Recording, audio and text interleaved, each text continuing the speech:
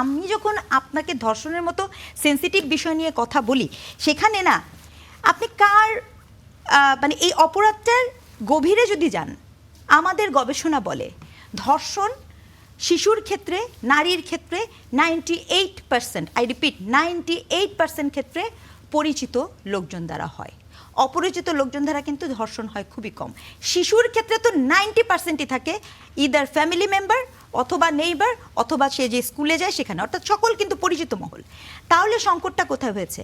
কিছু মনে করবেন না, আমরা যখন বলি যে পাঠ্যপুস্তকে শিশুকে ব্যাড টাচ, গুড টাচ, এইসব বিষয়গুলো শেখানো দরকার, আমরা যখন বলি যে ধর্ষণ হওয়ার জন্য সম্মতি, মৌনতা, যৌনতাকে নিয়ন্ত্রণ, এই বিষয়গুলো শেখায়, তখন আমাদের উপরে আরোপণ আসে যে এটি কোনোভাবেই করা যাবে না। আপনি যখন এই প্রসেসে যাবেন, এবার আরেকটা কথা আমি বলবো, ধরেন আরোপণ আসে কাদের কাছ থেকে আরোপ করা হয়? এই যে বলছিলেন আপনি এটা করা যাবে না, দক্ষিণপন্থী লোকজনের কাছ থেকে বিশেষভাবে আসে।